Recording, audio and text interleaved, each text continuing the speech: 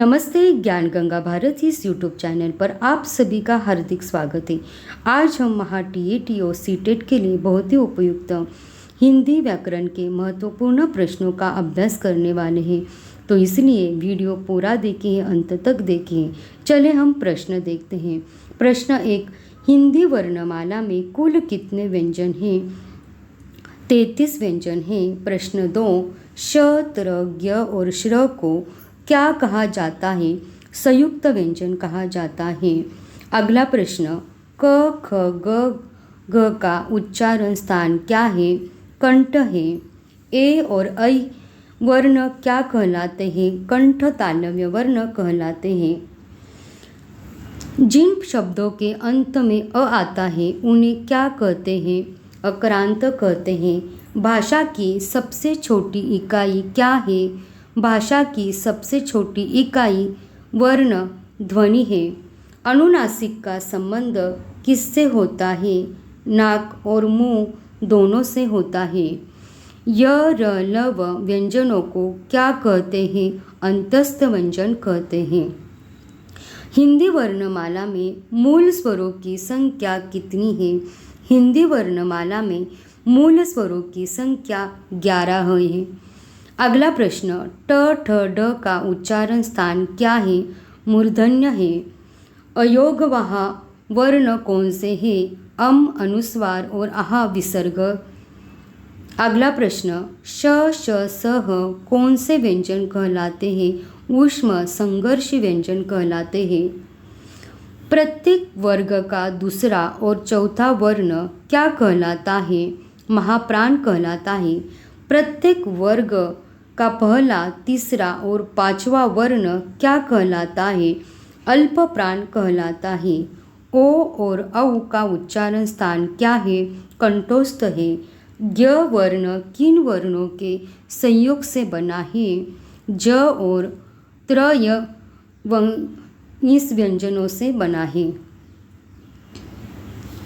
व व्यंजन का उच्चारण स्थान क्या है? दंतोष्ठ है। हिंदी वर्णमाला में कुल वर्णों की संख्या कितनी है? 52 है। च, छ, ज का उच्चारण स्थान क्या है? तालव्य है। वर्णों के व्यवस्थित समूह को क्या कहते हैं? वर्णों के व्यवस्थित समूह को वर्णमाला कहते हैं। दो वर्णों के मेल से होने वाले विकार को क्या कहते हैं? संधि कहते हैं। सदैव का सही संधि विच्छेदन क्या होगा? सदा अधिक एवं वृद्धि संधि होगा। परोपकार में प्रयुक्त संधि का नाम बताइए। गुण संधि, पर अधिक उपकार। अगला प्रश्न, इत्यादि का सही संधि विच्छेदन क्या होगा? इति अधिक आदि यन संधि ऐसे होगा। मनोहर का संधि विच्छेदन क्या होगा? मन अधिक हर विसर्ग संधि। दिगंबर का सही संधि विच्छेदन क्या होगा? दिक अधिक अंबर व्यंजन संधि। गजानन में कौन सा समास है? बहुव्रीहि समास है। यथाशक्ति में कौन सा समास है? यथाशक्ति में अव्ययभाव समास है। लंबोदर का समास विग्रह क्या होगा? लंबा है उदर जिनका, अर्थात गणेश बहुव्रीहि समास का एक उदाहरण है। राजपुत्र में कौन सा समास है? तत्पुरुष समास है। राजा का पुत्र। पाप पुण्य में कौन सा समास है? द्वंद्व समास है। पंचवटी में कौन सा समास है? द्विगु समास। पहला पद संख्यावाचक होता है। जिनका भी पहला पद संख्यावाचक होता है वह द्विगु समास होता है। उज्ज्वल का सही संधि विच्छेद क्या है? उत अधिक ज्वल, यह उज्ज्वल का सही संधि विच्छेद है। नीलकमल में कौन सा समास है? कर्मधारय समास है। सूर्योदय का सही विच्छेद क्या है? सूर्य अधिक उदय। रातों रात शब्द में कौन सा समास है? अव्ययभाव समास है। देवर्षि में कौन सी संधि है? गुण संधि। देव अधिक ऋषि। माता पिता में कौन सा समास है? द्वंद्व समास है। निराशा का सही संधि विच्छेद क्या है? नि अधिक आशा, ऐसा निराशा का सही संधि विच्छेद है। त्रिफला शब्द में कौन सा समास है? द्विगु समास है। बुढ़ापा शब्द में कौन सी संज्ञा है? भाववाचक संज्ञा है। गंगा और हिमालय किस प्रकार की संज्ञा है? व्यक्तिवाचक संज्ञा है। हिंदी में मूल सर्वनामों की कुल संख्या कितनी है? 11 है। प्रयोग के आधार पर सर्वनाम के कितने भेद होते हैं? प्रयोग के आधार पर सर्वनाम के 6 भेद होते हैं। यह मेरी पुस्तक है। इस वाक्य में यह कौन सा सर्वनाम है? निश्चयवाचक सर्वनाम है। जैसा करोगे वैसा भरोगे में कौन सा सर्वनाम है? संबंधवाचक सर्वनाम है। चतुर बालक में चतुर क्या है? गुणवाचक विशेषण है। थोड़ा पानी देना में थोड़ा किस प्रकार का विशेषण है? परिमाणवाचक का विशेषण है। अगला प्रश्न, संस्कृति शब्द का विशेषण रूप क्या होगा? सांस्कृतिक होगा। राम ने पुस्तक पढ़ी, इस वाक्य में कौन सी क्रिया है? सकर्मक क्रिया है। वह धीरे धीरे चलता है, इस वाक्य में धीरे धीरे क्या है? क्रिया विशेषण है। मतलब उसकी क्रिया कैसी है? धीरे धीरे चलता है, तो इसलिए धीरे धीरे क्रिया विशेषण है। लड़का दौड़ता है, इस वाक्य में कौन सी क्रिया है? अकर्मक क्रिया है। मुझसे हंसा नहीं जाता, यह किस वाच्य का उदाहरण है? भाववाच्य का उदाहरण है। सेना और कक्षा शब्द में कौन सी संज्ञा आती है? समूहवाचक संज्ञा आती है। आप शब्द का प्रयोग जब स्वयं के लिए हो तो वह कौन सा सर्वनाम होता है? निजवाचक सर्वनाम होता है। आलस्य शब्द का विशेषण क्या होगा? आलसी होगा। अरे तुम कब आए, इस वाक्य में अरे क्या है? विस्मयादिबोधक अव्यय है। पानी और सोना शब्द कौन सी संज्ञा के अंतर्गत आते हैं? द्रव्यवाचक संज्ञा के अंतर्गत आते हैं। राम और श्याम पढ़ रहे हैं, इस वाक्य में और क्या है? समुच्चय बोधक अव्यय है। दरवाजे पर कोई खड़ा है, इस वाक्य में कोई कैसा सर्वनाम है? अनिश्चयवाचक सर्वनाम है। हिंदी में कारकों की कुल संख्या कितनी है? हिंदी में कारकों की कुल संख्या 8 है। पेड़ से आम गिरा, इस वाक्य से किस कारक चिन्ह का बोध होता है? आपादान कारक। मतलब पेड़ से आम अलग हो गया है। जब एक चीज़ दूसरे चीज़ से अलग होती है तो वहाँ पर आपादान कारक मतलब अलग होने का भाव होता है। राम ने बाण से रावण को मारा, इस वाक्य में बाण से कौन सा कारक है? करण कारक। मतलब साधन के रूप में कौन सा साधन उसने यहाँ पर यूज़ किया है? तो बाण, इसलिए करण कारक का यहाँ पर प्रयोग होता है। को और के लिए किस कारक के विभक्ति चिन्ह है? संप्रदान कारक के विभक्ति चिन्ह है। कवि शब्द का स्त्रीलिंगी रूप क्या होगा? कवयत्री होगा। नेता शब्द का स्त्रीलिंगी रूप क्या होगा? नेत्री होगा। प्राण, दर्शन और हस्ताक्षर शब्द हमेशा किस वचन में प्रयुक्त होते हैं? बहुवचन शब्द बहुवचन में प्रयुक्त होते हैं।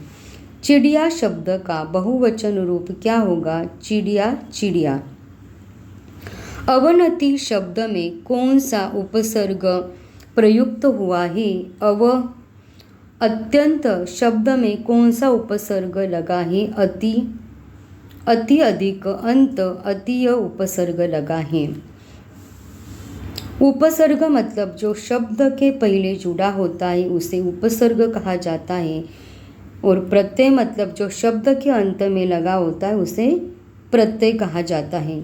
जैसे घबराहट शब्द में कौन सा प्रत्यय लगा है? तो आहट। आहट यह शब्द के अंत में लगा है, इसलिए आहट ये प्रत्यय है। लेखक शब्द के अंत में कौन सा प्रत्यय लगा है? अक। लेखक जब भी हम उच्चार करेंगे तो लेखक अक प्रत्यय लगा हुआ है। साधु का स्त्रीलिंगी रूप क्या होगा? साध्वी होगा। छत पर बिल्ली बैठी है, इस वाक्य में पर किस कारक की विभक्ति है? अधिकरण कारक की विभक्ति है। गरीबों को वस्त्र दो, इस वाक्य में को किस कारक का रूप है? संप्रदान कारक। दान देने के अर्थ में संप्रदान कारक का उपयोग हुआ है। चाय और लस्सी शब्द किस लिंग के अंतर्गत आते हैं? स्त्रीलिंगी अंतर्गत आते हैं। संसार शब्द में कौन सा उपसर्ग है? सम अधिक सार, समय उपसर्ग आया है। सजावट शब्द में कौन सा प्रत्यय आया है? आवट। शब्द के पूर्व में जुड़ने वाले शब्दांश को क्या कहते हैं? उपसर्ग कहते हैं। और शब्द के अंत में जुड़ने वाले शब्दांश को क्या कहते हैं? प्रत्यय कहते हैं।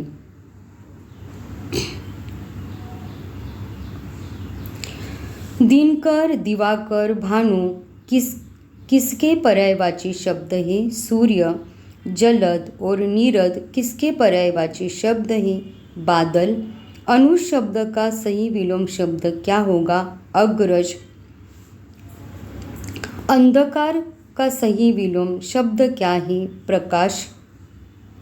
आकाश का विलोम शब्द क्या होगा? पाताल। आकाश पाताल। अंगूठा दिखाना मुहावरे का सही अर्थ क्या है? अंगूठा दिखाना मतलब ऐन वक्त पर इनकार करना।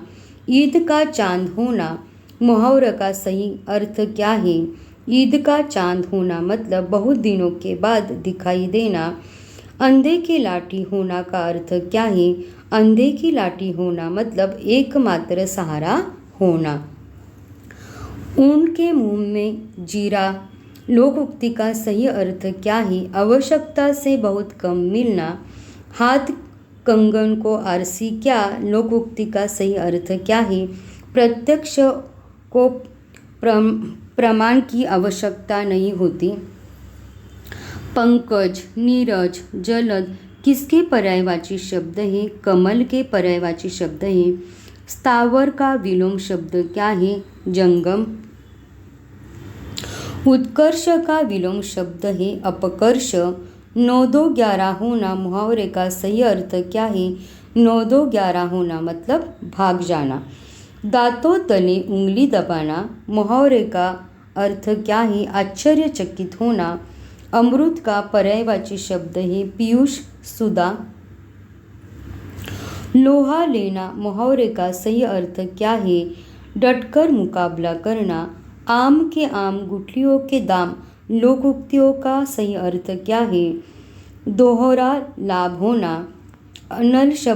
अनल किसका पर्यायवाची है और अनिल किसका पर्यायवाची है?